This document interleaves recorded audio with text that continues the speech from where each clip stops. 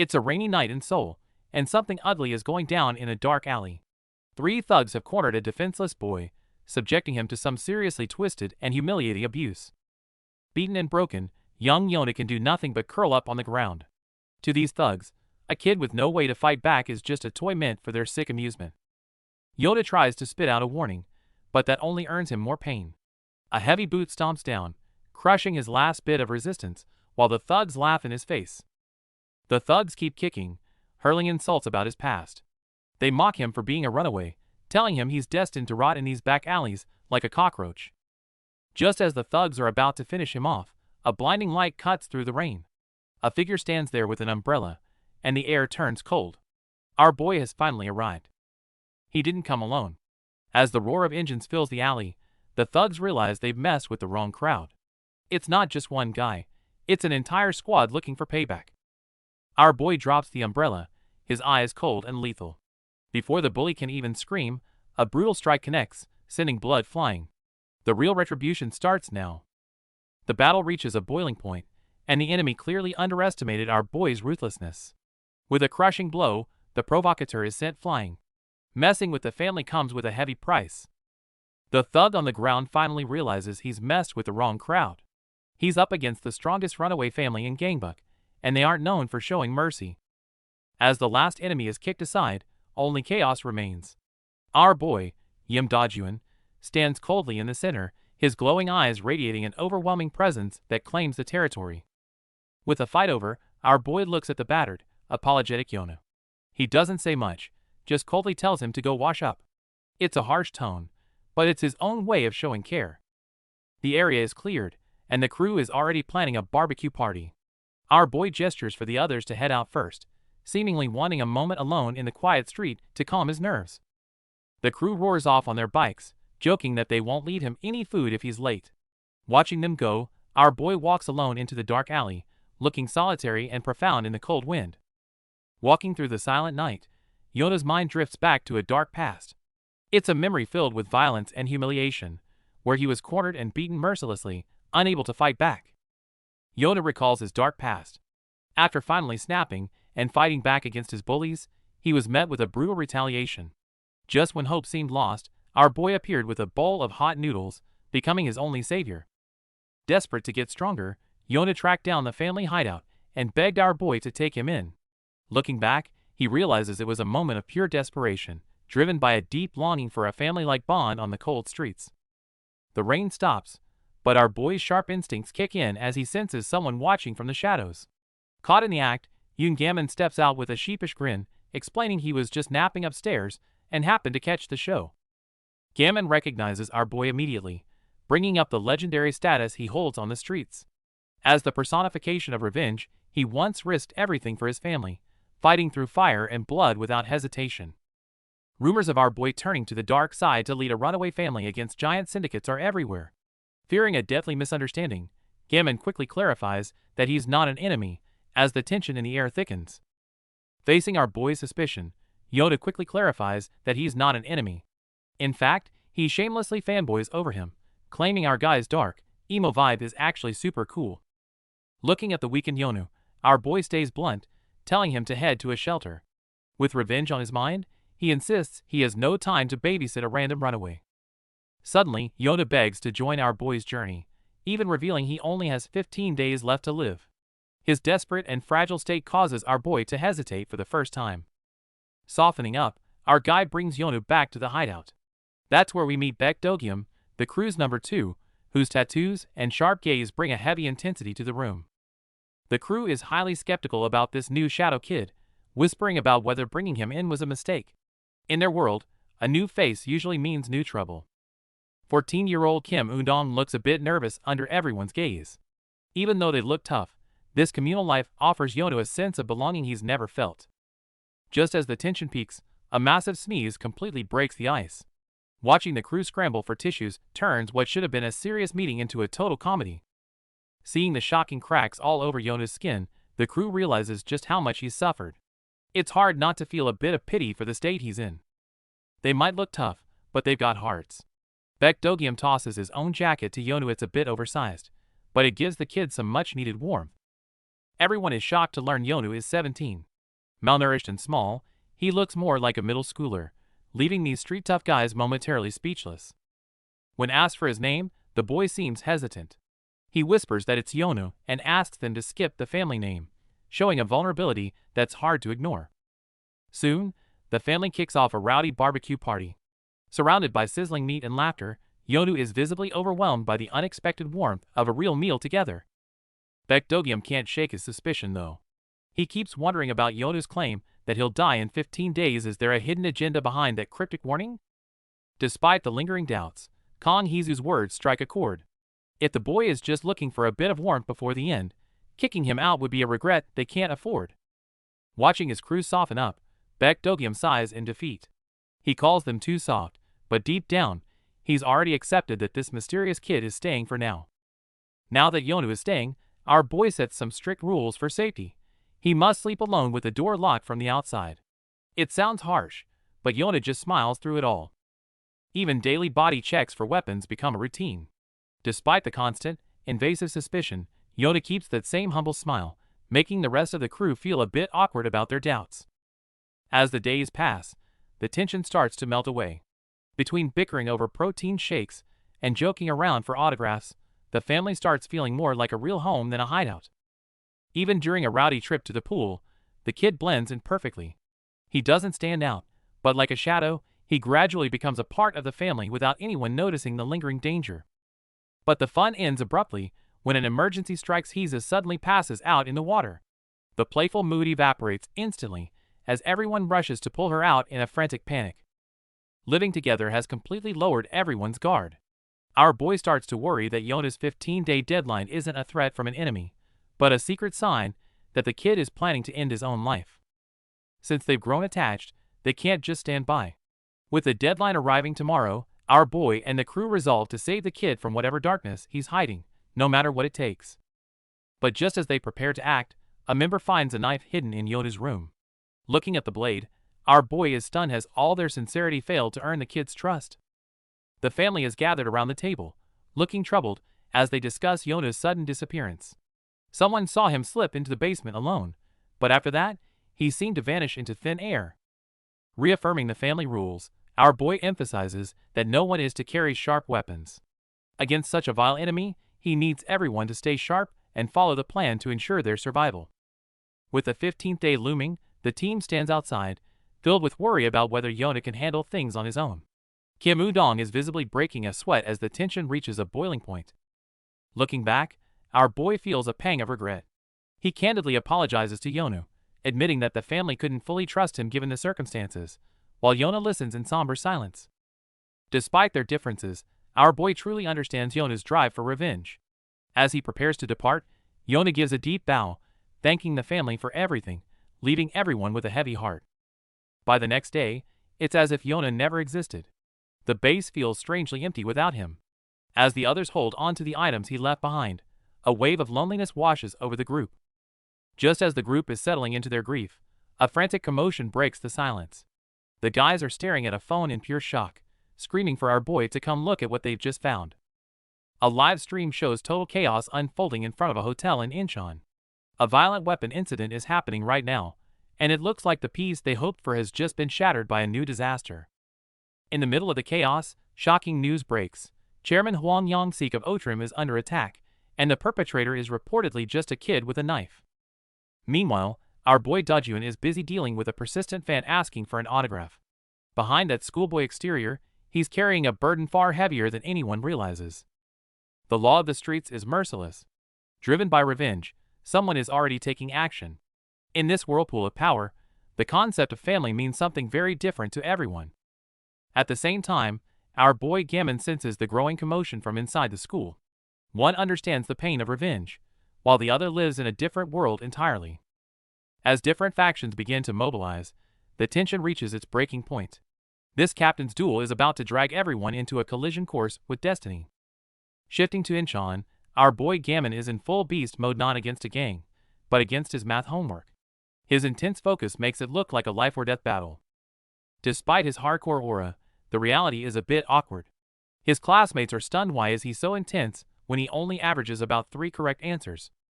Though his friends aren't around today, our boy's relentless drive hasn't wavered. He's alone with his books, pushing forward with that signature stubbornness. Inside the study cafe, our boy is completely locked in. Despite the whispers about his usual 3 wrong answers, he stays focused, his pen moving tirelessly across a complex math paper. Suddenly, a long-haired thug in sunglasses loses his cool. He starts shouting about the noise, ironically causing a scene and taking out his frustrations directly on our boy. The thug doesn't stop at insults. He swiped our boy's book and pen off the table, mocking his efforts and telling him to quit school before he becomes an even bigger burden to his family. Refusing to be intimidated, our boy grips his red pen tightly. To him, studying is a mission. He adjusts his tie with unwavering resolve, declaring that he will make it to college no matter what. Just as the tension peaks, a group of dangerous masked men bursts through the door. The loudmouth thug is instantly silenced, frozen by the sheer intimidation radiating from these intruders. The intruders move with brutal efficiency. The lead masked man clears the room, leaving the previous bully groveling on the floor. It's clear they have one specific target, our boy in glasses. The scene shifts outside the now trashed cafe. As the battered bully regains consciousness, he realizes with a shock that the quiet glasses kid has been forcibly taken by the mysterious group. Facing an aggressive opponent, our boy remains calm, looking like he's actually in a rush. Meanwhile, this self-proclaimed boss of Buchin is posturing with his crew, completely unaware of the threat ahead. Songbyum continues his taunts, trying to intimidate him with raw aggression. While everyone expects our boy to fold, he just calmly adjusts his glasses, leaving the crowd puzzled by his composure. As Songbyum strikes, onlookers finally realize our boy's true identity. He's Yoon Gammon, leader of the Yuzeong Tech study group known as the Studying Monster for his legendary fighting skills. With his identity revealed, our boy stops holding back as his school badge gleams. He might look like a scholar, but the moment he removes his glasses, the shift in his aura puts everyone on high alert. The villain thought he had the upper hand, but in a flash, Songbyum is the one set flying. The counterattack leaves everyone stunned. Nobody expected such terrifying power from this quiet student. Standing over his fallen foe, our boy's gaze turns sharp and cold. He even politely apologizes for his poor English, creating a hilarious yet intimidating gap between his personality and his lethal combat skills. After the fight, our boy calls home as if nothing happened, still focused on his goal of getting into college. He claims to be bad at studying, yet he's clearly the most dangerous person in this struggle for redemption. Our boy Gammon just finished a brutal skirmish. Surrounded by defeated thugs, he remains unfazed, calmly answering a call, as if these weekly challengers were nothing more than a minor distraction. What keeps him grounded is his unwavering devotion to the study group. Remembering his friends and their shared goal gives him peace of mind, even in the middle of a chaotic whirlpool of violence. However, the scene before him is truly jarring. He finds a battered boy lying in the alley.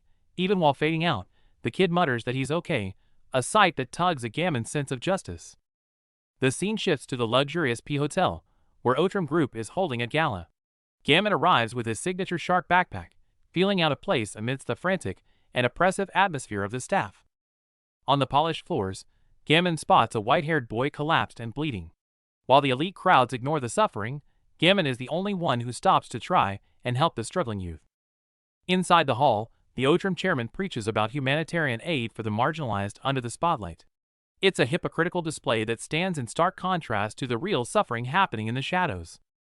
Working as a server, Gammon overhears how one meal here costs 10 days of a laborer's sweat. Looking at these high society figures, our boy's eyes reflect the bitter irony of the world's wealth gap. As the corporate propaganda about connection drones on, Gammon is left to ponder the grim reality. Behind this noble-looking gala, how many dark secrets are the elites trying to hide? Our boy and his dad are at a fancy gala, but there's a catch. Everyone is speaking English. Gammon is completely lost, unable to understand a single word as the sweat starts to pour. While his dad calmly cuts his steak and tells him to just relax and enjoy a long overdue meal together, Gammon tries his best to settle into the high-pressure environment. His dad leans in to admit that even he doesn't understand the nonsense they're spouting. He finds the whole Outram group far too money-driven and only came as a favor. Before they can finish their chat, a group of high-level executives surrounds them. They shower the doctor with praise, immediately shifting the tone of the room to one of intense formality. The executives turn their attention to Gammon, assuming a top surgeon's son must be an elite student. They start guessing if he attends a prestigious international or gifted school. Faced with their persistent questions, Gammon hesitates. It's not that he's ashamed of his school, but the suffocating elitism of the room makes him pause for the first time. Finally, his dad bluntly reveals the name, Yusung Technical High. The air freezes instantly as the elite smiles vanish, replaced by looks of pure disgust for the trash school. This man in the pink-lined suit wears a fake smile. Though he seems to be engaging politely, his condescending aura is undeniable. He clearly looks down on everyone around him. Facing two men kneeling before him in desperation, he shows no mercy. With a cold sneer, he dismisses them with a casual no need, crushing their last bit of hope. The scene shifts to a heartwarming memory of our boy studying. Dr. Yun watches his son push himself to tears for his dreams. To Gammon, he's just a struggler, but to his father, he's already a hero. Back in the present, the elite entourage moves out. As he walks, the man mocks the idea of raising children, displaying a ruthless corporate mindset that feels bone-chillingly cold. Meanwhile, Gammon's father, Dr. Yun, is spiraling into self-doubt. Drenched in sweat and apologizing in pain, he seems to be crushed by a heavy burden he can't share with his family. A disturbingly awkward interaction follows. This surface-level comfort feels incredibly fake against the dark backdrop, as if the man is simply playing mind games with those beneath him. With his business done, the man walks away without a second glance, leaving behind chaos and a fallen figure in the shadows. His total disregard for others signals a much larger storm ahead. Outside the office, the group plots against Dr. Yun. It turns out the doctor had boldly rejected their corrupt proposal, an act of defiance the greedy corporation won't easily forgive. The air turns lethal as a sharp blade scrapes against the floor, creating a chilling sound. Since bribery failed, these ruthless thugs are clearly moving on to extreme violence. Unaware of the danger closing in on his father, our boy walks out of the restroom with an exhausted sigh. Seeing him so vulnerable makes us worry about the chaos that's about to hit his life. Our boy is spiraling into deep self-doubt, clutching his red pencil while realizing that some forms of hard work might just be a futile struggle against the impossible. Before he can even process his academic frustration, reality hits him hard. Surrounded by mockery, he sweats through the suffocating pressure of his current situation. The scene shifts violently as screams erupt. A gray-haired boy breaks through the chaos, pinning a knife directly against the arrogant chairman's throat. The situation spirals out of control instantly. Although guards rush in with guns drawn, the attacker's desperate stance keeps everyone frozen in a tense standoff. Yona wears a chilling smile, gripping the chairman's jaw while demanding to be recognized. Witnessing this shocking escalation, our boy is left completely stunned. Facing Yona's overwhelming resentment, the once mighty chairman is reduced to pure terror, his struggles futile as the heavy atmosphere suffocates the room. On the edge of a bloody conclusion, our boy is torn. Remembering how these people look down on him and his father, his mind tells him to stay out of it. Yet, seeing the desperation in the eyes of others, a flicker of hesitation crosses his face. Despite the insults, can he really stand by and watch a tragedy unfold? As Yona prepares to collect his blood price, the tension reaches a breaking point. Will this trial of revenge truly end in a final, lethal stroke? Our boy finds himself in a serious bind as Go Songbyum's gang closes in without a hint of mercy. As the crowd swarms, the atmosphere thickens with a lethal tension that signals the start of a bloody brawl. Suddenly, the violence escalates as blades flash and people are cut down. Seeing the blood spill and his companions fall, our boy's expression darkens. His dormant sense of justice is finally beginning to stir. Even with a blade at a throat, our boy doesn't show a flicker of fear. He calmly analyzes the chaos for an opening, his mind sharpening into a state of absolute focus despite the panicked screams around him. At the sound of a desperate scream, our boy's gaze shifts instantly, his pupils narrowing with lethal intent. Realizing that lives are on the line, the suppressed fury within him finally hits its breaking point. In a blur of motion, our boy lunges forward with power that defies his nerd reputation. He dives headfirst into the danger to stop a killing blow, the sheer impact of his move shattering the ground beneath him. With blood splattered across his glasses, our boy's eyes are colder than anyone has ever seen. The mild student is gone, replaced by a terrifying combat genius. And this is only the beginning of his retaliation. The atmosphere hits freezing point as a heavy fist swings down with a deafening roar. Before anyone can react, the ground shatters under the impact, leaving someone collapsed in the chaos. Panic erupts as the crowd scatters in every direction, with suited pursuers hot on their heels. In this high-stakes chase, everyone's nerves are pushed to the absolute limit. Things are just as tense on our boys' side, as they grab each other by the collar, a mix of fury and pain fueled by the struggle. Even with blood seeping through his sleeve, neither side is backing down. As sirens wail in the distance, the exhausted survivors finally catch their breath. Police swarm the area, bringing this hellish ordeal to a close under the flicker of flashing lights. Unbelievably, the whole shocking scene was captured live by a passing YouTuber. The viewers are stunned after all. A daylight assassination attempt feels more like a movie than reality. Watching the news, the group can't believe the kind-hearted Yonu would do something so drastic. But for Yonu, haunted by heavy secrets, his life has already entered its final countdown. Faced with his companion's doubts, our boy Dajun remains cold. To him, since Yonu broke their past promise, he's no longer one of them, a decision reflected in his piercing, resolute gaze. Watching Dajun walk away, everyone is left with heavy hearts as they turn to treat their wounds. The clinic door shuts, ending this storm for now, though a bigger conspiracy may have just begun. The scene shifts to the aftermath as everyone tends to their wounds. Our boy, Gammon, watches his father patch up a comrade. Though the injury is minor, the tension from the chaos still lingers. Gammon's dad worries about his son's recklessness. However, the others are full of praise, crediting Gammon's bravery in facing the attacker to the spirit he inherited from his father's medical missions. Amidst the laughter, our boy looks unexpectedly somber. Before he can process his thoughts, the hospital door bursts open as a powerful and imposing figure makes a sudden entrance. The intruder is Huang Si-hyuk, the eldest son of Chairman Huang. He arrives with a suffocating aura, and his chilling gaze immediately freezes the room's previously lighthearted atmosphere.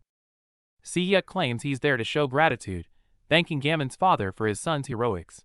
But faced with this gratitude, our boy is overwhelmed by guilt, his eyes welling up with silent tears. The Huang family offers everything from cash to lifetime perks as a reward. However, our boy firmly turns them down. For him, the weight of his conscience is far heavier than any material gain. After the pleasantries, Si-hyuk's tone shifts to the fugitive suspect. He locks eyes with Gammon and asks with a cold, piercing intensity, "You know why he attacked my father, don't you?"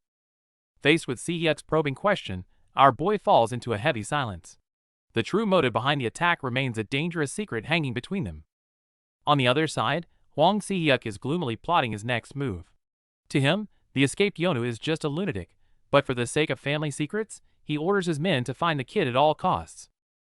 Seeing the police get involved, Si-hyuk loses his cool. He grabs his subordinate's collar, gritting his teeth as he demands they move faster than the cops to prevent a massive scandal. Like an enraged beast, he gives a terminal order: secure Yonu by any means necessary. He believes the shadow child should never have stepped into the light and must be eliminated. Si-hyuk's eyes are full of murderous intent. If Yonu breaks the rules, he'll pay. While the villains are on a manhunt, our boy Gammon is still struggling to process the aftermath of the recent battle. The scene shifts to our boy looking incredibly conflicted, looking like someone with a bad stomach ache. His friend even teases him, asking if the steak he ate earlier was undercooked. Amidst the awkwardness, a nurse suddenly rushes up asking for an autograph. Although his mind is heavy with secrets, our boy can only agree, looking completely dazed by his new fan. The peaceful interlude is short-lived, as the embodiment of revenge sets out again. Yim Dajun is sprinting toward his next goal. His war for justice is only just beginning. The news of the Incheon hotel attack is everywhere, replaying the chaotic scenes. Although our boy stepped up to stop the killer, the suspect managed to slip away in the end. As a mysterious figure watches the news of the escape with a smirk, 3 days pass, and Yusung Technical High School is now buzzing with the story. Back at school, the crew is hyped up around our boy. As the hero student who stopped a murder, he's become a local celebrity with official police recognition. However, the group is still on edge. They worry that with the school's name out there, the lunatic killer might return for revenge, yet our boy remains unusually quiet. Our boy can't stop replaying that moment. Even though the attacker fought like a demon, he distinctly saw tears falling from the boy's eyes when he was pinned down. That desperate crying shook our boy to his core. The contrast haunts him, making him wonder if the monster everyone describes is truly beyond redemption. Suddenly, a sharp question pierces the silence. Seeing right through our boy's hesitation, someone asks, "You didn't lose him, you let him go on purpose, didn't you?" Confronted with this sudden interrogation, our boy's gaze sharpens. The truth hidden behind his heroic act seems to be pulling him into a dark, unknown depth. A new chapter begins.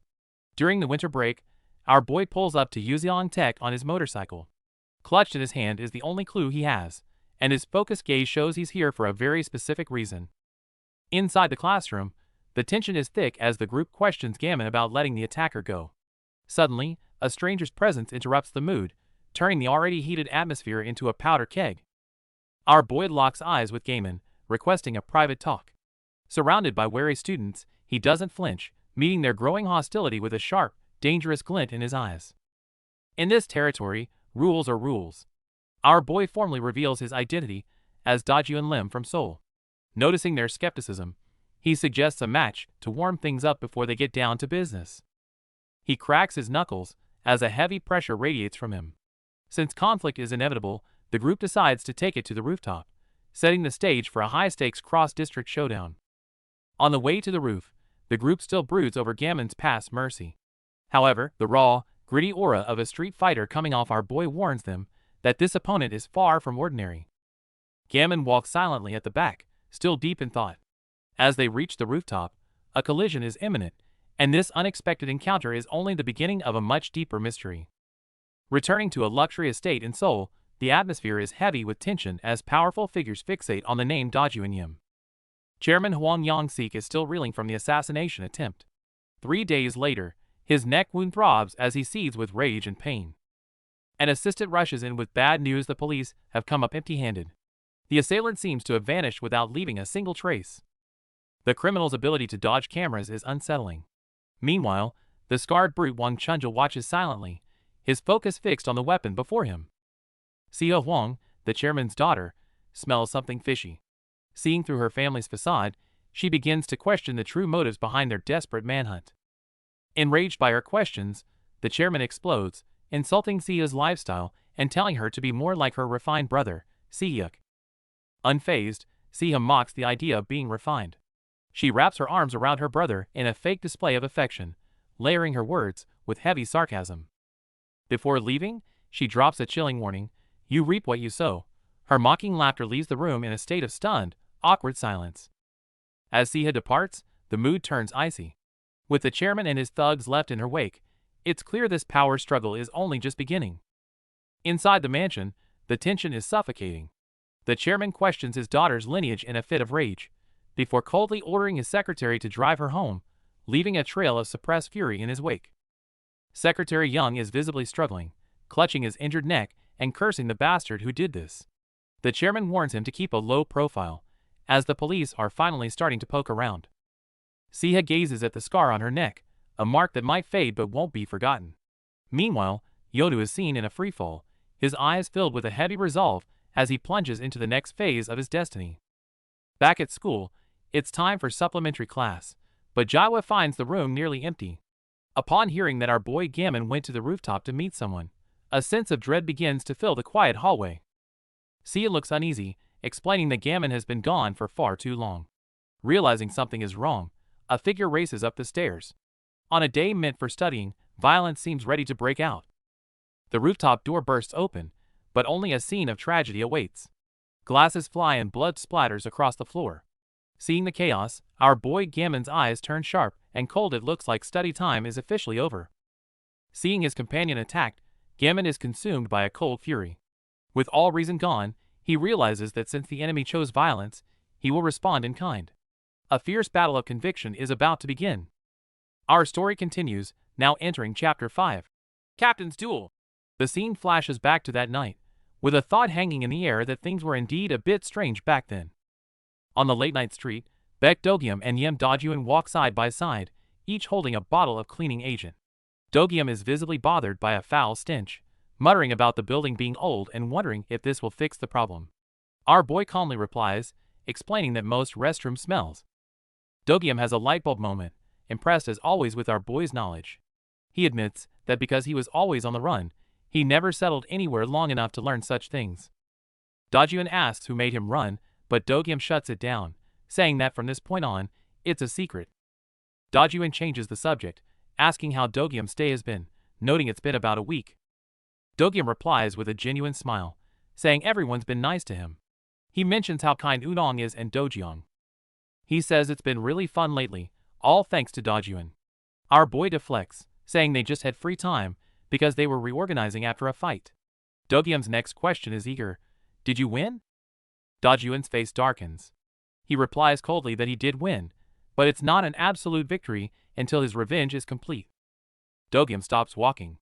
Looking at Do-gyun's back, he suddenly asks, Hyung, what do you think the end of revenge is? He mentions a saying, if you must avenge, dig 2 graves, hinting at the cost and self-destruction of revenge. With a sharp look, Do-gyun cuts him off, assuming he's about to preach that revenge is futile. At that moment, the memory violently cuts to another night in a narrow alleyway. A brown-haired man decked in gold accessories brutally punches a black-haired youth in a hoodie. It's Yonu, the very boy they're searching for. Yonu crash lands on the ground, blood at his mouth. The scar-faced, gray-haired thug who attacked him snarls insults, telling him to know his place. Enraged, the thug roars at Yonu, wondering why he's staring, and unleashes an even fiercer punch aimed right at him. At the critical moment, frantic footsteps echoed down the alley, accompanied by a desperate shout. Someone is rushing towards the scene at full speed. After the fierce battle, only heavy breathing remains in the alley. Looking at his fallen foe, our boy's gaze is cold and resolute. He's ready to walk through hell for his revenge. To him, seeing the enemy who killed his family live well is worse than death. In his sharp, purple eyes, a desperate and lethal resolve begins to flicker. Suddenly, a desperate counterattack erupts. The fallen enemy lunges forward with a roar, wielding a mysterious spray as a weapon, turning the tide into a chaotic struggle. The enemy frantically splashes a blue liquid everywhere. This sudden assault catches everyone off guard, as a massive wave of fluid washes over the scene, blurring everything. Screams of pain fill the air as the burning sensation drives the attacker to the ground. Amidst the mess, our boy stands firm, calmly watching the chaotic aftermath. As the dust settles, he stares up at the night sky with a strange premonition. He realizes that perhaps the end of revenge isn't darkness, but a faint, guiding light. Though this thought feels out of place in reality, our boy knows that those who hold onto hope carry a certain brightness, the very thing he found so strange. The scene shifts back to the rooftop of Yusung Tech. 2 mysterious men are deep in conversation, and the subject of their discussion is the missing boy, Yonu. Questioned about Yonu's whereabouts, the student in glasses remains cautious. Despite everyone looking for him, he's clearly hiding something as their mental game begins. Faced with sharp questioning, our boy Gammon falls silent. The other guy sees right through his lie, bluntly pointing out that Gammon didn't actually lose the suspect, he chose to let him go. With his monster-like fighting instincts, there's no way a simple knife could freeze our boy. Looking at the footage, his hesitation was completely illogical, a clear sign that he was holding back on purpose.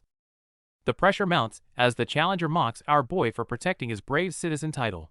He even brings up Gammon's famous doctor father, questioning if he's just scared of ruining the family's prestige. The news calls Yonu a killer, but a harsh truth emerges. His actions weren't just a crime, they were a life-or-death mission of revenge. For someone like Yonu, revenge was the only hope he had left. Behind Yonu's scarred face lay a desperate longing for redemption. Despite his dark life, he could still smile because he believed this revenge would finally bring a conclusion to his suffering. Recalling Yonu's past, our boy's resolve begins to waver. His opponent understands that obsession for revenge far better than Gammon does, forcing him to reevaluate his own sense of justice and pity. A final question is thrown at our boy. What if your interference trampled on someone's lifelong goal? Gammon snaps back, asking if revenge justifies murder. Their ideologies are now in a total deadlock. On the dimly lit rooftop, the tension is palpable. Facing a direct confrontation, our boy Gammon remains remarkably calm, firmly stating he has zero interest in helping a criminal. Gammon reflects on his core identity. As a student, he can't forget the winter break class banner to him. Protecting his ordinary life of studying is the ultimate priority. However, reality keeps dragging him back into the spiral of violence. As the enemy closes in, Gammon's purple eyes sharpen, a clear sign that the study monster is losing his patience. Negotiations fail, and the fight ignites. Before the enemy can even finish their threat, our boy moves faster than they can react, launching a punch that sends glasses flying. The sheer power of that strike stuns everyone. Amidst the chaos and blood, Gammon moves like a precision combat machine, tearing through the enemy's formation in an instant.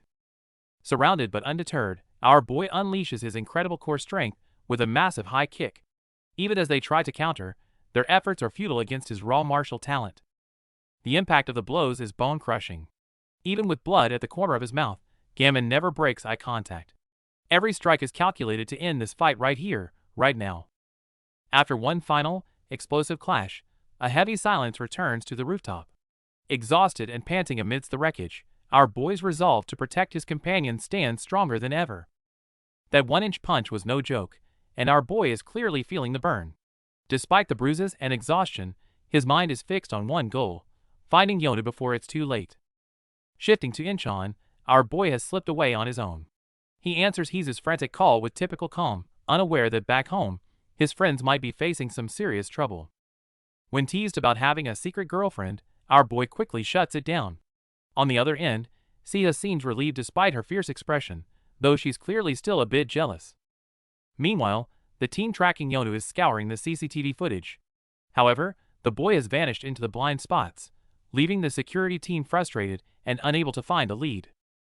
The pursuers realize they aren't dealing with an average kid. His survival instincts are second to none, allowing him to live off the grid like a wild animal without needing any help.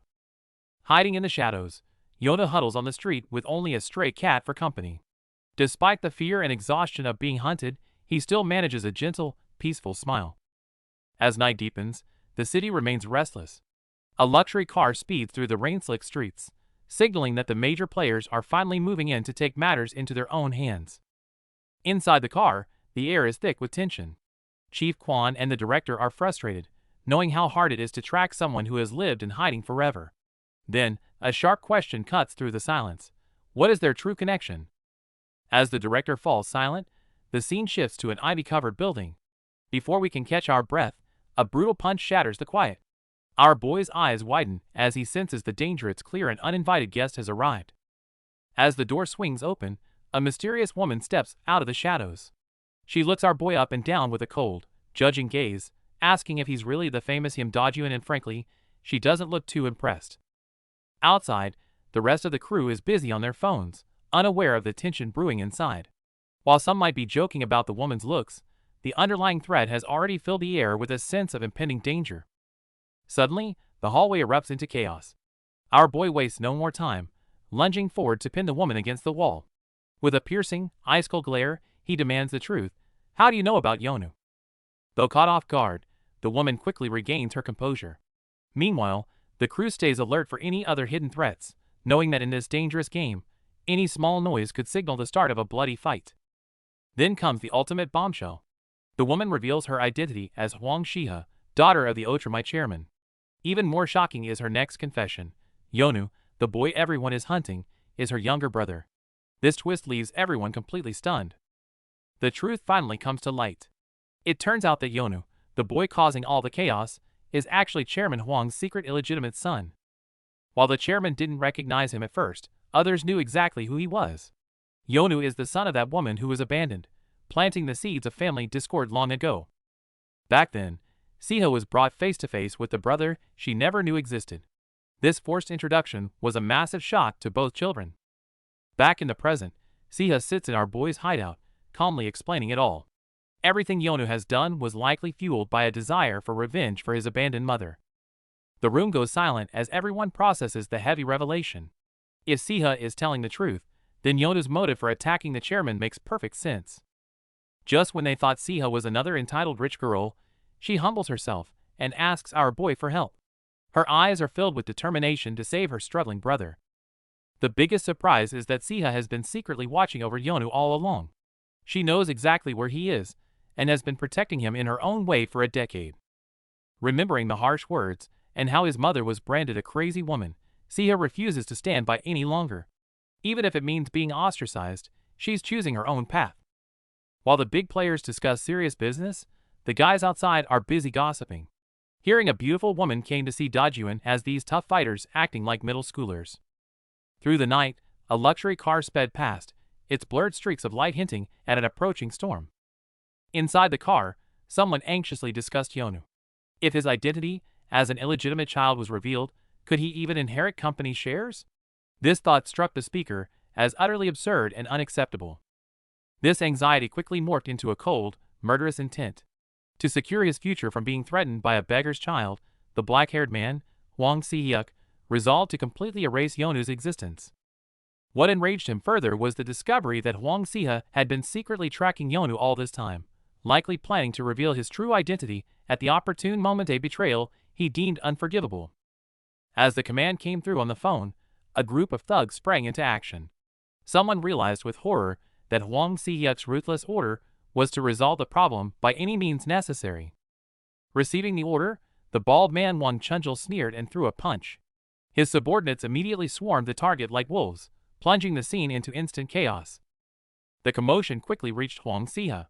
Learning Huang Xia had sent people for her, she planned to escape through a back door, but her companion stopped her, instructing her to wait while he went to confront them. Wang Chunjil and his men relentlessly pursued, shouting in the stairwell, "She's in this building," while also confirming on the phone that the bounty for capturing her was a staggering 200 million won. Despite the immense bounty, Wang Chunjil still made sure to confirm, "As long as I don't kill her?" A sinister grin crept onto his face, clearly calculating the precise limits of not killing. He thought himself incredibly lucky today, but before he could fully savor his triumph, his men were suddenly set flying like broken kites. This abrupt turn of events left Wang Chunjil completely stunned. With a sudden cry, blood splatters across the scene. The scarred thug strikes with brutal precision, leaving the boy no time to react as he's thrown into immediate and deadly peril. Just as the thug thinks he's won, our boy's crew finally bursts onto the scene. Seeing the chaos in the hallway, the vibe shifts instantly, leaving even the arrogant villain visibly shaken. Facing a powerful foe, Dogium's gaze is razor-sharp, his tattoos practically humming with combat energy. Beside him, Sehil looks surprised but knows they're heading into a fight they can't avoid. A horde of glowing-eyed figures descends the staircase, and they are clearly not your average street thugs. With that heavy chain around his neck, the leader radiates a suffocating, murderous intent. The hallway has turned into a literal war zone, but Dogium isn't flinching. Clenching his fist with cold determination, he calmly asks the thug if he's prepared to face the consequences. Sehil watches the unfolding chaos with a grim expression. These enemies look like demons crawling out of hell, each one reeking of bloodlust as the real battle finally begins to escalate. Meanwhile, the atmosphere inside the car hits rock bottom as intel on Yona's location comes in. Danger is lurking everywhere, but our boy won't stop until this entire conspiracy is brought to light. Tension reaches a breaking point as everyone prepares for the worst. With hidden threats still watching from the shadows, how will our boy and his crew fight their way out of this trap? Facing the bald man's question, the brown-haired man sneers and explains the reason these attackers have no fear, driven only by the 2 billion won bounty. The conflict escalates instantly as bounty-driven thugs, seeing only the kill order, charge forward like savage beasts. At the center of the chaos is the black-haired young man known as Dogium. His rose and sun tattoos on his neck and chest prominent, his gaze icy. At that moment, an attacker abruptly swings a bat, smashing a window glass, marking the climax of this bloody indoor siege. The bald man and his blade-wielding companions roar with savage fury, preparing to deliver the final and fatal blow to their target. However, a swift counterattack erupts just as suddenly. Members of Dojun's family charge in, their sharp kicks and strikes instantly turning the tide, flooring the attackers at the front. Hisu also joins the fray, his face smeared with blood, his eyes filled with determination and sharp intensity. The close-quarters combat is brutally intense, with one thug even pulling out a switchblade. Meanwhile, Dogium finds himself in a tight spot. An enemy seizes the chaotic moment to stab Dogium from above, causing blood to instantly gush from his neck. But the severe injury doesn't bring Dogium down. With sheer willpower, he counterattacks, plunging the scene into an even more brutal bloodbath. Dogium even sacrifices himself, letting the blade pierce his own hand to trap his opponent's attack. He finally takes down an enemy, whose neck sprays a dramatic fountain of blood, rendering him powerless. But the real threat, the demonically strong bald man Wang Chunjil, has locked onto the weakened Dogium, and launches a lethal strike from above. Faced with a monster of this caliber, even the fierce Dogium is in grave danger. His comrades anxiously call out his name. Wang Chunjil, a ruthless thug driven by money, screams like a beast, threatening to kill anyone who stands between him and his payday, his eyes filled with pure greed and murderous intent. Before his words even faded, he plunged like a demon, smashing a black-clad man into the ground with one punch, his overwhelmed companions powerless to stop the rampage. Meanwhile, news channels report on a random hotel assault with the culprit still at large. Simultaneously, Outram Group management holds an urgent meeting regarding Chairman Huang's attack, deciding it's time to take action. As the conflict raged, even the innocent were not spared. A brown-haired man collapsed in agony amidst blinding light, while another orange-haired man clenched his fists, roaring accusations at those holding him down. In a buried memory, Huang Siha once cried out with all her might, vowing she would never abandon her child, despite all obstacles, her eyes filled with despair and maternal resolve. The atmosphere shifts as the smell of blood fills the air. Hiding in the shadows, Siha is paralyzed with fear as a deadly threat looms directly over her. The greedy madman, Wang Chunjul, lunges from above with a demonic grin. Driven by the 200 million bounty, he sees our boy as nothing more than a walking payday. Faced with such a reckless assault, our boy counters with a massive blow. The heavy impact explodes on contact, sending the crazed villain reeling backward. Determined to reach Yahello, our boy decides to stop playing around. He lowers his stance, radiating a chilling aura as he gathers full power for a final strike. The two clash head-on once more, sending debris flying. Despite Wang's desperate cursing, the sheer gap in power starts to fill his eyes with genuine terror. With a dull thud, our boy delivers a devastating river blow to the liver. This paralyzing strike leaves Wang frozen, while Siha watches in absolute disbelief. Many wonder what martial art our boy studied, but the truth is, he's self-taught. His lethal skills are purely the result of raw survival instincts forged on the streets. The fight enters its final, brutal stage as both sides bet their lives. In this collision of iron fists and wild instinct, only one will be left standing. Pushed to his absolute limit, our boy collapses to the ground with bloodied hands, desperately questioning what his next move should be. Meanwhile, a high-ranking executive is losing his mind over his reputation, frantically calling Secretary Young while cursing his sudden disappearance. Despite the chaos, Secretary Young maintains his polite smile, joking with his family about how a newlywed like him has to be punctual with his calls. Back in the heat of battle, our boy ignites his fighting spirit, unleashing a fierce assault that sends the monstrous Chunjul reeling. Known as a living devil, Wang Chunjul harbors a deep contempt for humanity, believing that even family ties should be traded for cold, hard cash. But the monster isn't finished. Chunjul launches a brutal counterattack, landing a heavy blow on our boy's face that leaves Siha screaming in terror. As the battle reaches its peak, Chunjul Wang unleashes a devastating punch. The sheer force sends our boy spinning through the air, caught in a brutal shockwave. Chunjul roars with madness, mockingly calling our boy an arrogant punk. While the girl watches in terror, the villain gloats over the chaos, thinking he's already won. Contrasting the chaos, Dokium Beck remains perfectly composed. He tells the others not to worry, hinting that the real show is only just beginning. Right on cue, our boy strikes back with a thunderous punch. The impact rattles Chunjul's skull, leaving him dazed and desperately asking how this is possible. To these corporate lapdogs, money is God and the ultimate power. However, that arrogant belief is about to be shattered by the sheer weight of our boy's conviction. Driven to madness, Chunjul's face contorts into a demonic mask as he screams curses. Yet, even as the villain vows to drag him to hell, our boy remains unfazed. The tide has completely turned. Our boy stands over his fallen enemy, ignoring the desperate threats and preparing to end this struggle once and for all. Dokium notes that our boy doesn't win through skill alone, but through pure, relentless will. As his blood-stained hand grips the weapon, the finale of this brawl is finally here. Armed with an iron will, our boy lands a devastating blow on his opponent.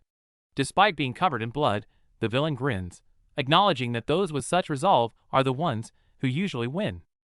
Watching the brutal struggle, Siha looks on, with a pained expression.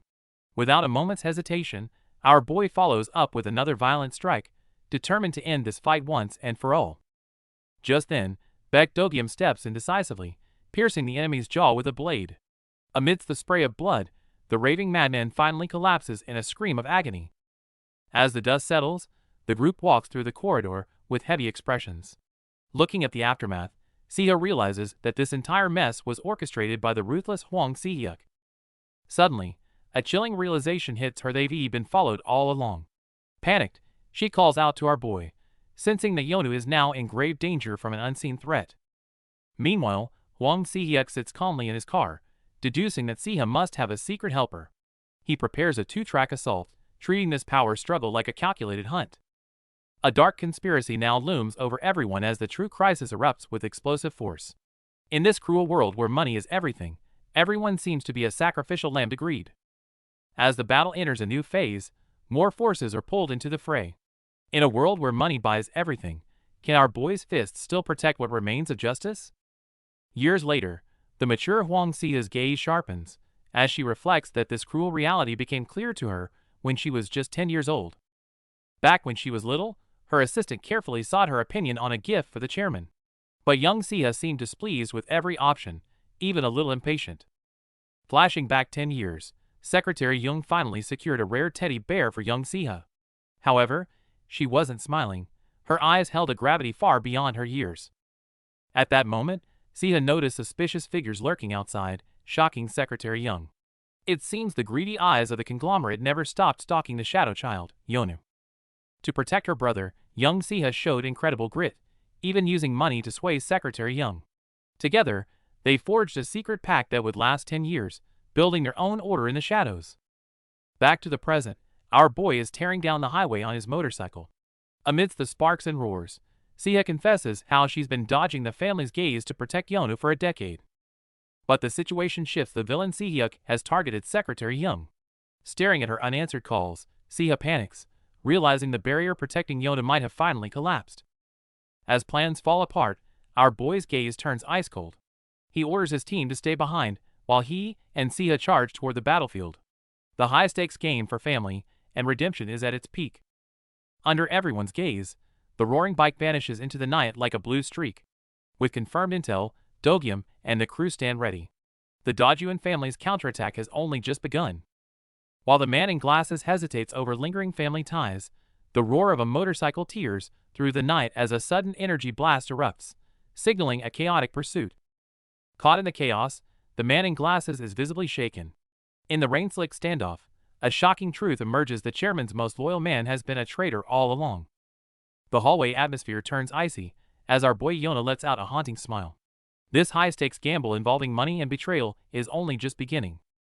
The villain begins his psychological game, offering triple the bounty to tempt the man into betraying the illegitimate kid. Loyalty starts to waver in the face of such wealth.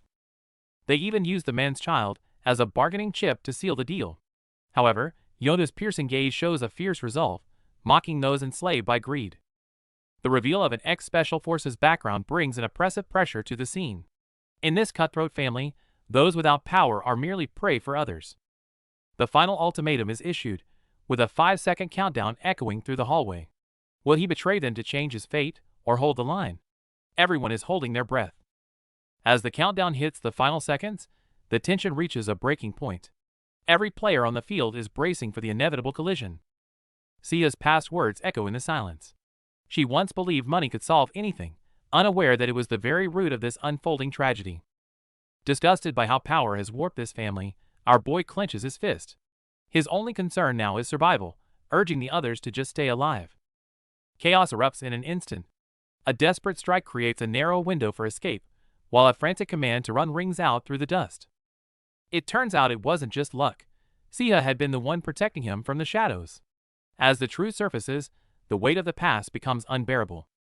With a whispered apology, years of regret and pain intertwine under the starlit sky. This long overdue truth leaves everyone drowning in emotion. Facing this cold world, our boy's elder erupts in fury. He refuses to let the next generation grow up in a place ruled by greed and devoid of empathy. A haunting scream echoes through the city. Our boy races to the scene with Xia, only to be met with an eerie silence that chills them to the bone. Everything circles back to that fateful tunnel. As the shadows of the past loom large, the secrets hidden that day are finally about to be revealed. A tragedy unfolds in a pool of blood, as shattered glasses mark the end of peace. Amidst the despair, the embers of anger and sorrow are already beginning to ignite. 3 days later, the chaos spreads like wildfire. Our boy blends into the crowd, his sharp purple eyes glinting behind his glasses, as he prepares for what's coming. The news broadcasts the hotel assault once again. The happy smiles and old photos contrast sharply with the cold surveillance footage, making the air in the room feel heavy. While our boy collapses in exhaustion, a baby in the next room innocently calls out "Papa." That tiny voice becomes a painful reminder of the lives shattered by the conflict. The baby's innocence contrasts cruelly with the victim's fate. Our boy stares at the scene with cold, purple eyes, realizing the bloody conspiracy over inheritance has only just begun. Huang Xia is consumed by fear and doubt. If Yonu's secret is exposed, the family's inheritance will spiral into chaos, leaving everyone suffocating under the mounting pressure. Police lights pierce the city night as our boy moves through the shadows. He's closing in on the truth, but a massive storm is already brewing in the quiet darkness. The street is a chaotic mess of flashing sirens and urgent shouts. It turns out the report was real, and the first responders are scrambling to deal with a truly gruesome scene. Our boy's eyes are filled with a haunting intensity, as if he's trapped in a dark void. Voices of blame echo in his mind, suggesting he's the one responsible for the tragedy. A distorted face screams directly at him, and our boy jolts awake in bed, gasping for air. It was just a nightmare. It's 4 a.m., and he's completely drenched in cold sweat. His mom's message calls him a hero after seeing the news, but the praise feels heavy. It's strange to him that she isn't nagging him about fighting for once, leaving him feeling unsettled. Standing alone in the dim kitchen, our boy reflects on his broken family. Ever since the divorce, he's tried so hard to prove his worth through studying, but academic success has always eluded him. The photo shows his father as a brilliant doctor, a sharp contrast to his own reputation as the family failure. He can't help but feel his lack of talent was the reason the family fell apart. His parents claim they aren't ashamed, but looking at his failed exams, it feels like a sugar-coated lie. Our boy adjusts his glasses, his expression a mix of frustration and loneliness. Back in the present, the sight of a bloodied victim triggers a chilling realization. If that kid is still hell-bent on revenge, something even more disastrous is about to unfold. Just as our boy Gammon was heading to his study group, his companion Lee Jun suddenly grabbed him from behind, squinting with his scarred face, and questioning if he was hiding something. Lee Jun, holding his phone, relentlessly teased Gammon, mocking his brave citizen act from yesterday's encounter with that short-tempered guy. Gammon tried to calm him, but Lee Jun kept talking, regretting not having punched the guy himself. Before Gammon could even process it, Lee Jun suddenly cried out about a stomach ache, blaming it on the milk he drank, and rushed off to the staff restroom, leaving Gammon to continue alone. Gammon entered the venue to find the crowd already gathered and noisy. His keen intuition immediately picked up a bad vibe from one of the people there, sensing that something was terribly wrong. Just then, the news flashed onto the screen, showing the scene of a murder in a tunnel. The report stated that a 37-year-old man, Young Hwa-young, had been stabbed to death. Hearing the name, Gammon's mind flashed back to Young Hwa-young alive and smiling. He agonizingly wondered if Yonu, unwilling to give up on revenge, was involved in this bloody murder. Police found the murder weapon at the crime scene and suspected the perpetrator was the same person from the previous P-Hotel weapon assault. This news plunged Gammon's heart into despair, as Yona's path of revenge seemed to be growing crueler by the day. The scene descends into chaos as a woman tearfully grabs our boy by the collar, screaming at him for letting the boy go. Caught off guard, our guy can only stand there in a state of pure shock. Memories of that night flood back to our boy. He painfully recalls how a split second of mercy caused his strength to fail, a moment of weakness that directly led to this irreversible tragedy. Driven by guilt, our guy finally admits he let the kid go. Meanwhile, Siha arrives with a crucial update, confirming that Yonu is indeed still alive, adding another layer of tension to the situation. Still consumed by grief, the woman clings to our boy, wailing for him to take responsibility. The desperation of her loss fills the hallway, leaving our guy suffocating under the weight of his own guilt. Someone died because I let go. This harsh reality hits our boy like a ton of bricks. He stands frozen, his eyes filled with self-doubt, unable to even look up at the complicated stares of those around him. In this critical moment, his friends step up, fiercely arguing that the blame should lie with the murderer instead. Seeing them protect him only makes our guy's heart ache even more. Despite his friends' defense, the tragedy remains irreversible. Our boy clenches his clothes in silent agony, realizing he must find a way to face the storm that his one moment of mercy unleashed. Once a warm family memory, now turned into a cold funeral. The sudden passing of Secretary Young has left everyone in shock, with even the adults lost for words as the tragedy sinks in. The atmosphere is incredibly heavy as the group processes the loss. Looking at the familiar face now framed in a memorial photo, a deep sense of guilt and grief begins to take hold of everyone. News reports confirm the death of Secretary Young, leaving our boy and Dokyum in total shock. They never imagined the mentor, who helped them from the shadows, would meet such a tragic end. Meanwhile, the villain Chun Ja-wong is still arrogantly lashing out. But the team knows the truth. Secretary Jung sacrificed himself to protect Yonu, and they can't let that sacrifice be in vain. Dokium analyzes the situation with a grim expression, noting that someone was trailing Secretary Jung last night. All clues point toward Huang Sihyuk, the man who never gets his own hands dirty. Right then, Sia Huang arrives in a black dress, bringing crucial evidence that confirms their suspicions. Facing the fallout of her family's schemes, her eyes burn with an unprecedented fury. To pinpoint the culprit, Sia uses map tracking features to find a lead. She reminds everyone that details matter, as even a simple phone unlock pattern can be the key to cracking the case. As the map traces reveal Secretary Jung's final movements, our boy and his comrades watch closely. They're ready to follow the trail and uncover the full truth behind that night's tragedy. The shadow of Yonu stabbing Secretary Jung continues to haunt everyone. Baek Dogium grimly reminds the group that nothing is ever certain in this world, and the truth is often far more complex than it appears. Doubts begin to surface. Could greed and betrayal be lurking in the shadows? After all, the human heart is unpredictable, especially within the cutthroat world of a chaebol where trust is a rare luxury. Meanwhile, the news broadcast chairman Huang Yang seeks public vow to use every resource to hunt down the perpetrator. Watching those pretentious faces on screen, our boys fall into deep thought. Despite the chaos, one thought becomes clear. If the Otram group is still searching so desperately, it means Yona hasn't been caught yet. As long as he's alive, there's still hope. Huang Xia recalls the hypocritical faces at the family dinner. Her father and brother looked more frustrated than grieved. Having seen the rot within her family, she is now more determined than ever to find her brother. Indeed, the impatient Huang Sihyuk is ramping up the pressure, desperate to silence Yonu before the police get to him. It has become a high-stakes race against time where every second counts. The problem is that Yonu has vanished like a ghost. Finding him in this vast city is nearly impossible. Just as the group hits a dead end, our boy looks to his silent comrades for a lead. At the critical moment, Sia drops a bombshell. Yonu's birthday is coming up. Secretary Jung always managed to find him on that day, and that specific location might be the final key to the mystery. Every year on his birthday, that kid heads to the charnel house to visit his mother. Meanwhile, Dajuan and his crew gather with serious expressions, waiting for the inevitable convergence of their paths. Elsewhere, our boy Gammon walks the streets, clearly weighed down by heavy thoughts. Despite his friend's best efforts to comfort him, the lingering guilt is still written all over his face. In a desperate attempt to cheer Gammon up, the group starts bickering over whether to head to karaoke.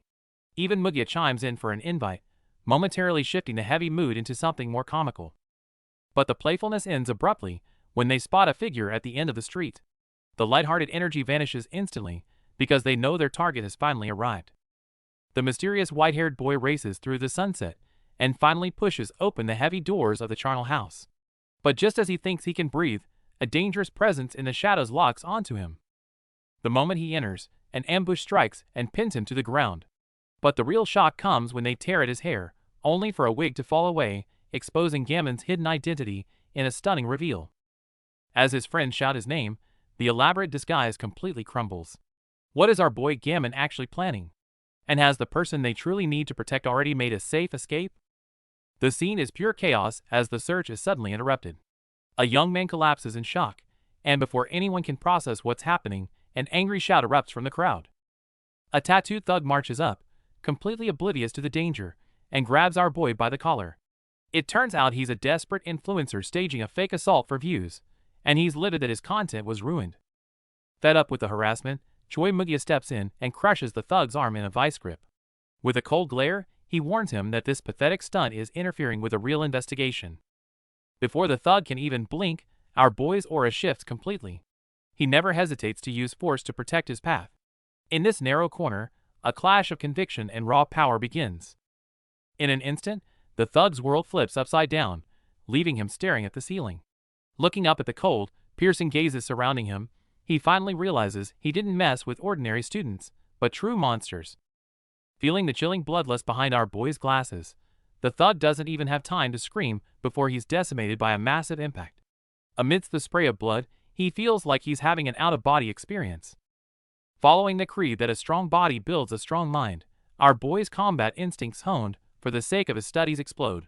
This overwhelming strike instantly strips the thug of his arrogance.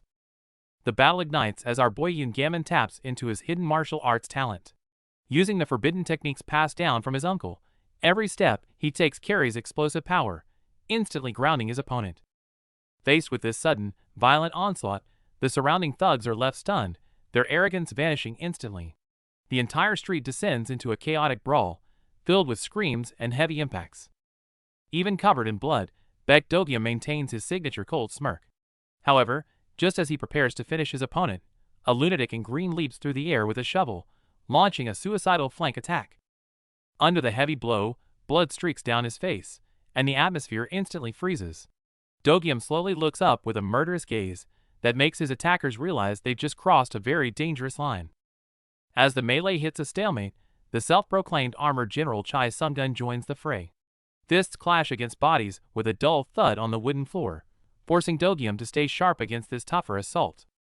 But this isn't just a regular fight, it's a textbook one-sided beating. Our boy charges up again, reciting his uncle's forbidden technique as he lands a massive punch that sends the arrogant ball thug flying.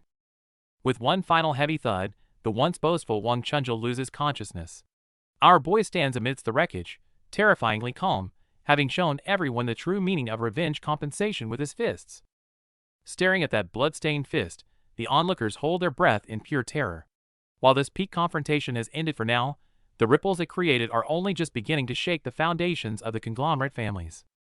With the fight over, Choi Mugyu adjusts his glasses and coldly tells the group to call an ambulance. Leaving the chaos behind, he makes a calm and stylish exit with his crew. Meanwhile, the city lights up as we shift focus to a karaoke bar called Music Bank. It seems everyone needs a place to unwind after such a heavy confrontation. Inside, the energy is wild as the guys mess around, even getting into a playful scuffle. Amidst the noise, our boy Gammon stays composed, staring at the screen deep in thought. Gammon holds the remote, but isn't picking songs. He's busy replaying past events in his head. His friends notice his distraction, and the mood begins to shift from playful to serious. The conversation turns to Yonu, the boy consumed by revenge. Despite knowing how dangerous he is, Gammon feels something is off, as if the truth is hidden beneath the surface. A teammate recalls the terrifying moment Yonu attacked. The blade had already sliced through their clothes, but the lethal blow missed just as their father rushed in. Revisiting the scene, Gammon calls for a pause. He realizes a key detail. Given Yonu's skills, he could have easily struck home, but instead, he chose to flee. Gammon reaches a startling conclusion. Perhaps Yonu hasn't actually killed anyone. If he's truly abandoned his weapon to start over, there might still be hope for redemption. Our boy Gammon has his own resolve. He wants to save Yonu from a life consumed by revenge, refusing to let him fall into Dajuan's cold hands because he still believes in the kid's goodness. Determined to find Yonu first, our boy shows off his incredible speed. Before his companions can even process the situation, he's already vanished down the hallway, moving faster than anyone expected. Suddenly, the group corners the terrified blogger Han-suk. Panicked and clearly guilty of something, he assumes the worst, thinking our boys have come specifically to settle the score with him. Desperate to save his own skin, Han-suk begs for mercy while dangling a carrot. He claims to have a secret method that can help the group track down and find Yonu's exact location. As our boy tries to excuse himself, he accidentally bumps into a heavily tattooed thug in the hallway. Meanwhile, Han-suk continues to babble about his plan, and the tension in the air begins to skyrocket. Meanwhile, in the shadows, the villains are celebrating their ill-gotten gains. Through ruthless financial scams, they've piled up mountains of cash, all built upon the suffering of innocent victims. These scarred thugs openly mock their victims, laughing at how easy it is to profit from human greed. This twisted arrogance is a chilling sign of the chaotic storm that's about to break. News travels fast. When Baek Do-gyum hears that some four-eyed nerd put one of their guys in the hospital, he can't help but laugh at the sheer absurdity of it all. That four-eyed kid is, of course, our boy Gammon. While the gang is busy plotting their revenge, they're starting to realize this student is anything but ordinary. To track their target, the gang corners the YouTuber Park Han-suk. They plan to hijack his platform and lure the kid out into a trap by spreading fake news. Terrified by the menacing thugs, Park Han-suk is forced to comply. But these criminals aren't just looking for cooperation, they're hungry for total control. Baek Do-gyum strikes like lightning, showing zero mercy. He uses brute force to tear through the chaos, leaving the terrified lackeys trembling in his wake. The room is thick with tension as Do-gyum's cold gaze sweeps across the group. Revenge is just the beginning. He's already looking for his next pawn. In a surprising twist, Dogium extends a tempting offer. Instead of total destruction, he tries to scout new talent, promising a life of luxury to anyone willing to join his dark world. Our boy was hoping for a civil conversation, but as soon as he hears about the insurance scams targeting the elderly, his expression shifts from curiosity to cold fury. Refusing to tolerate such scum, our boy shuts the guy down with a decisive strike. As the tension boils over, the various factions hidden in the room finally step into the light. In the middle of the standoff, the antagonist starts preaching about his twisted love. Disgusted by the hypocrisy, Choi Mugia loses his patience and leads the charge with a heavy punch. Lee Jun makes a grand entrance, clearing the path with his signature high-impact kicks. His legendary Lee Jun kick hits with such force that the enemy line crumbles instantly. Lee Jun goes into full beast mode, unleashing a flurry of heavy kicks that shatter the enemy's morale. Amidst the chaos and shockwaves, the opposing force is left in total disarray. After mopping up the grunts, Lee Jun pushes into the inner sanctum with a sharp gaze. Facing the struggling tattooed leader, he exudes a chilling pressure, ready to end this fight. Just as the enemy reaches for a remote in a final act of desperation, the scene shifts. A strange news broadcast suddenly takes over the screens, leaving everyone frozen in confusion. The battle reaches a fever pitch as Baekdokium finds himself in a brutal struggle. Every heavy blow carries lethal intent, turning the scene into a chaotic exchange of power.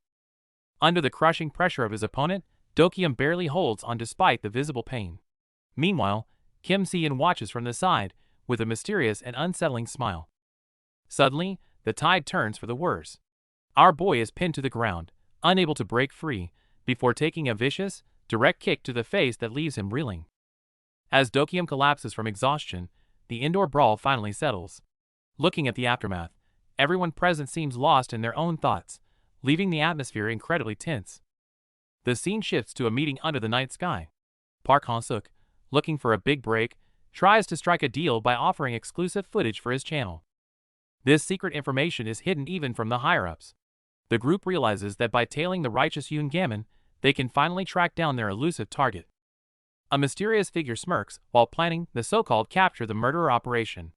Meanwhile, Park is convinced this footage will be his ticket to a brand new life. Driven by greed, he believes this is his one shot at destiny. Under the cover of night, the hunt is officially on, and the stakes couldn't be higher. 2 days later at the Peaceful Land Memorial Park, a group waits in anticipation. Word is the kid they're looking for appears here every year at 9 a.m. sharp, and everyone is watching the clock. Park Han-suk is breaking a sweat, terrified the lead might be a bust. Meanwhile, our boy stays cool, even joking about hitting up karaoke once they wrap things up. Suddenly, the mood shifts. Our boy's gaze sharpens behind his glasses, as he senses an unwelcome presence closing in on their location through the somber park air. Sure enough, another faction arrives on motorcycles. Baekdokium, radiating pure menace, leads his crew to the park, proving they aren't the only ones hunting for Yonu. On the city streets, a stolen SUV tears through traffic. The thief stays calm despite the frantic calls from the owner, but his GPS reveals his goal is also peaceful land. The fated duel begins as our boy and Yem Dajuan run right into each other. As the two leaders lock eyes before the memorial, the entire world seems to fall silent. Standing before the stone, the two groups are at each other's throats.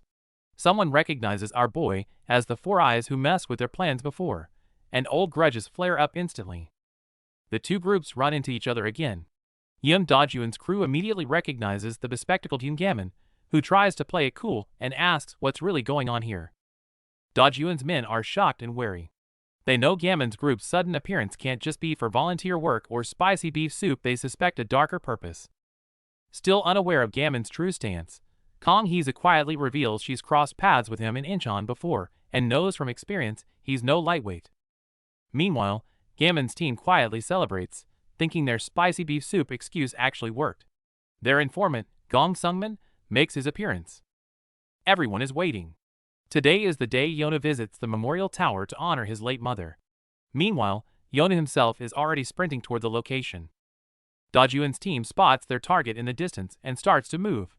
Baekdokium is almost ready to charge out, but Dajuan himself reaches out and firmly restrains him. Dajuan coolly reminds everyone to stay low-key to avoid police attention. Their aim is to quietly locate and retrieve Yonu, not start a riot. Hizu agrees, thinking a direct confrontation now is premature. Right then, they recognize the person giving Gammon information. It's the online creator Park Han-suk, who provided the key tip in the first place. The scene shifts to an indoor hallway, where Gong Sungmin appears to be urgently explaining something to a white-haired woman, mentioning he often follows his father here since he's homeschooled.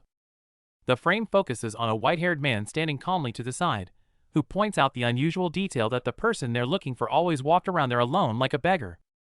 Suddenly, the panel splits. One moment Gong Sungmin looks surprised, the next he's being grabbed forcibly by the head, leaning back in shock. The person gripping him is none other than the masked internet blogger Park Han-suk.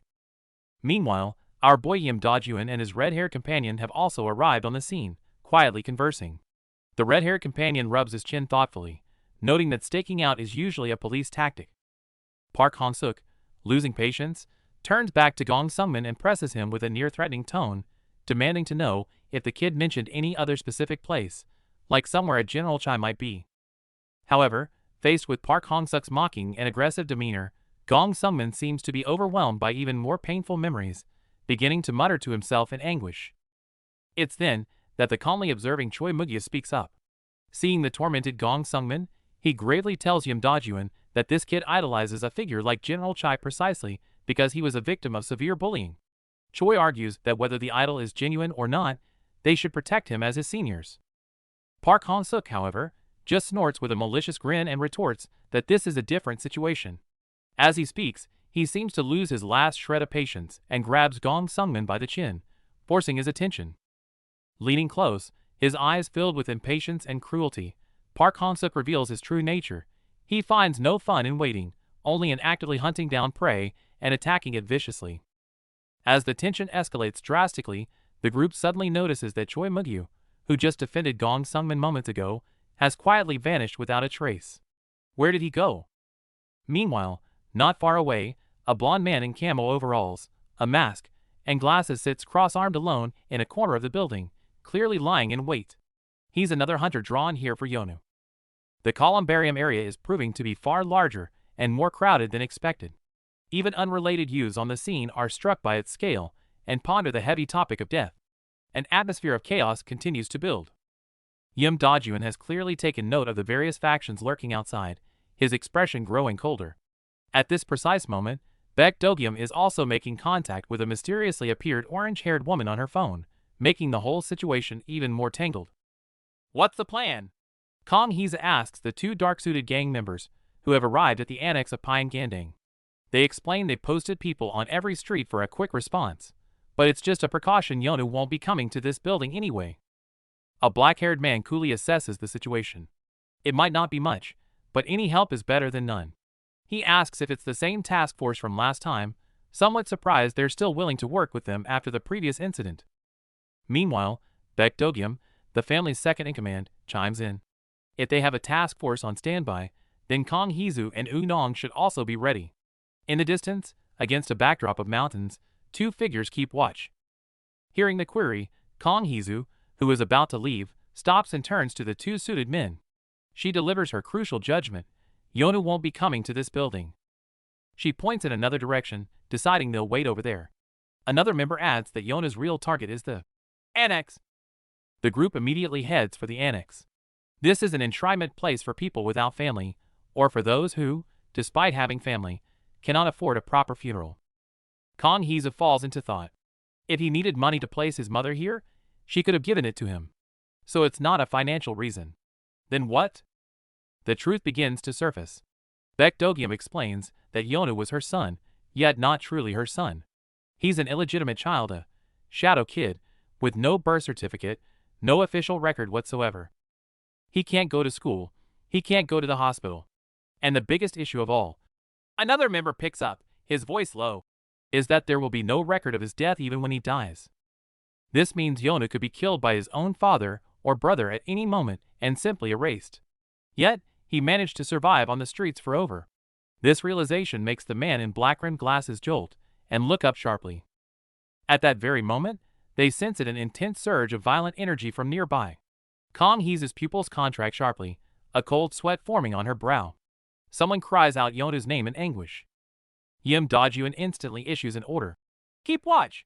Before the words have even fully left his lips, he leaps from a high point with unstoppable momentum, descending like a raging bull. Because he has only one goal: to kill that bastard with his own hands. With a savage, murderous intent, he plunges directly into the heart of the conflict. The story shifts back to a short while ago at the Peach House security office. Inside, the old guard is relaxing, completely absorbed in the soulful tunes playing on the TV, unaware of the approaching storm. Just then, a figure in a black cap walks in. It's our boy Yonu. Despite the scars on his face, his expression softens as he offers a quiet greeting to the old man. The old guard sighs about how fast time flies, and slides a silver key across the desk. It's the key to the memorial hall, where Yona comes every year to pay respects to his mother. Seeing the old man so disconnected from the world, Yona hesitantly asks if he's seen the news. The guard just smiles, saying at his age, as long as he has his music, nothing else matters. After thanking him, Yona takes the key and heads toward the quiet building alone. Pushing open the authorized personnel-only door, he takes a deep breath, preparing to face his painful memories. But the silence is shattered as someone in the dark screams murderer in terror. Yona's eyes sharpen instantly. Before even identifying the person, his combat instincts drive him to lunge forward. Just as the clash ignites, Yoon suddenly appears in the hallway. Intervening with a powerful high kick, he looks coldly at the chaos, making an already tense situation even more complicated. Facing the twisted rumors, Choi Mugyu is clearly fuming. He can't believe those bastards are using fake videos and fraud to mess with the truth. But suddenly, the air turns heavy. Baek Do-gyum and his companions instantly sense danger, as a suffocating bloodlust begins to spread from the shadows. Wang Chunjul completely drops his facade, wearing a gruesome smirk as he descends into a state of murderous frenzy, shouting that he'll kill everyone. His movements are insanely fast, like a demon out of control. People are set flying like ragdolls as the scene descends into pure chaos. Even the battle-hardened Baek Do-gyum feels the pressure from such inhuman speed. The way the opponent switches directions mid-dash is terrifyingly unpredictable. Chunjul mocks their desperate dodging, and under the suffocating pressure, Mugyu's glasses actually crack. He realizes that these punches carry an unnatural weight. This level of combat is no longer a simple brawl, it's a life-and-death struggle. Do-gyum tries to find an opening, but the opponent's sheer ruthlessness is chilling. As blood splatters, everyone is frozen in shock. Despite taking damage, this monster is gripping our hero's hand even tighter. The true nightmare has just begun. The fight takes a brutal turn as Baek Do-gyum is slammed to the ground, bloodied and battered. Recognizing the danger, his allies quickly hoist him up to make a desperate escape from the fray. While the others retreat, a lone figure whispers into his comms, promising to follow soon. The shattered glasses on the blood-stained floor tell a story of a struggle that's far from over. Elsewhere, the clash intensifies as a fighter realizes his jiu-jitsu is being countered. The exchange of blows is relentless, with both sides trading sharp glares and heavy strikes in a deadly stalemate. Carrying his wounded comrade, an ally sprints across the open grounds with Siha by his side. They're not just running for safety, they're fully committed to helping Yanhwa seek his ultimate revenge. The mood shifts as the group drops a bombshell. Saving Yanhwa might require them to take down Siha's father. Caught between blood and justice, Siha struggles with the weight of an impossible choice. Before they can catch their breath, more allies gather on the rooftops. Seeing their formidable brothers battered and bruised sparks a mix of shock and a renewed, burning desire for payback. Hiding in the shadows, the group tries to play it cool while keeping a close eye on the chaos. Despite the nervous sweat, their shared goal is clear. They're here to find Yanhwa, no matter the risk. As everyone converges on the scene, a heavy silence falls over the group. The stage is set for a massive showdown, and the real battle for redemption is finally about to kick off. Tension is high as the enemy tells them to back off, but our red-haired friend just sneers, demanding an apology for interrupting his leader's precious study time. The conversation turns to the murder, with the enemy accusing Baek Do-gyum of protecting a killer. The moral dilemma of whether the ends justify the means hangs heavy in the air. Hearing the enemy dismiss their deep bond as just being close is the final straw. For this crew, those words are a direct insult to everything they stand for. Violence erupts instantly. With a roar about family, past traumas and current reality collide. They're willing to go through blood and fire to keep their promise to Yonu. Baek Do-gyum coldly surveys the chaos. As the informant trembles in fear, our boy Yim Do-gyun steps up with a sharp gaze, his presence signaling the start of a real counterattack.